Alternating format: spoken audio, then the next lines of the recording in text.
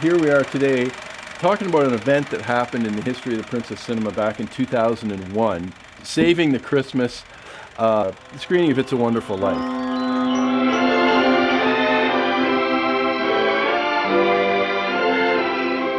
I was at home that night.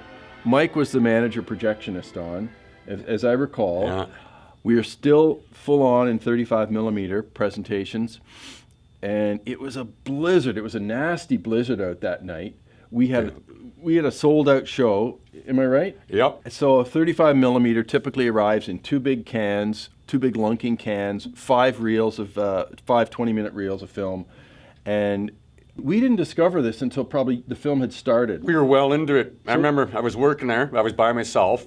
When I opened up the second can, I realized, oh my God, the last reel isn't here. The last 15 minutes of the film or whatever. And I'm freaking. It's like, what do you do without the end of the film? Especially that film, especially that ending of that film at Christmas time, packed house. This is like disastrous, extremely embarrassing. What am I gonna do?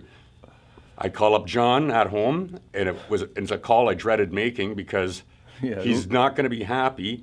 B, I don't know what he can do about it anyway, and I'm just going, what do I do, man? I don't know. What do I say? And then, so he got his butt over there, I remember, and he started getting a bunch of crazy stuff together, which he can tell you about, and he sent me out to Terry's there. He says, okay, I know what to do. I got a buddy, he's got a 16 millimeter print. We're gonna go get that. John's gonna start setting up some 16 millimeter stuff, and we're gonna somehow transition from one to the other, and we're gonna try to make this all look like nothing's wrong back here. And it was very tricky, it was very weird, because we didn't use the 16 millimeter much back then. And even if we do, we normally would test things out ahead of time to make sure all systems are go. You know what I mean? But we had to do this on the fly. So he sent me out to Terry's. Terrible weather. I'm in a crappy pickup truck. It's like, I got to do this. I got to do it fast. I got to do it without wiping out. I got to do it without getting stuck, which I almost did all those things. And then, and John was just in there. That was the most interesting part of it was, so you're out driving across town, and we're in Waterloo, so he had to go all the way into deep, darkest Kitchener to get this at Terry Oddette's place.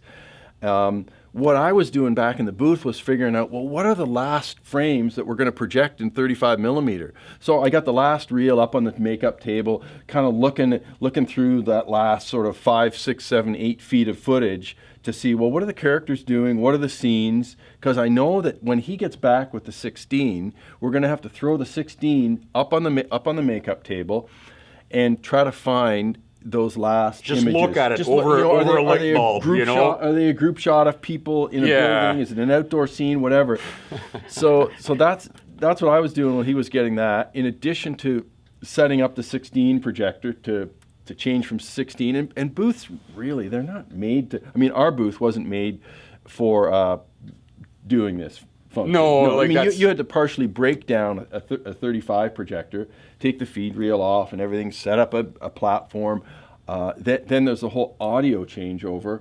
Yeah. And imagining that. It was just all guesswork, because it was all guesswork. But he had the tail of the last of our 35, and then I proceeded to find that piece in that 16 millimeter film, and then so you kind of got this take up reel and a feed reel, sort of one in each hand, and one guy has to sort of put those into place while, like, it's like you kind of need 3 arms to we were both sort of doing work at each projector, like, and we each needed arms and 2 brains to kind of pull this off. Way back in the day before us, I know that film projectionists, there would often be 2 projectionists working in the booth together to make it show work, but this was a classic scene of just crossing our fingers, and I can't, I mean, when we made that change over to 35 to 16, boom, it happened. We did it. It happened. But I remember because you were like, okay, Mike, find this image, and he says, I gotta rewind this, and I gotta get it on the projector now, because it starts in a minute. Yeah.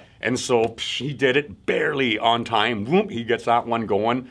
We get the other one going, and then it's like, okay, one of us is going to give the word, start your engine. Yeah. Then the other guy is going to get his engine going, and And then when we change over, it's like, okay, we're going to have to frame this thing because we're only guessing. We're going to have to focus it, get our audio level. We're all just sort of totally guessing it and try to do this quickly and make it look good and make it look like we're not freaking out back here because we were freaking out back there. And somehow we did it. And so maybe for just a couple of seconds, there was a bit of wobbliness and a bit of tweaking of knobs and stuff. Maybe a focus. Sharpen and a guy runs outside and looks back in the window and says... Checks the volume.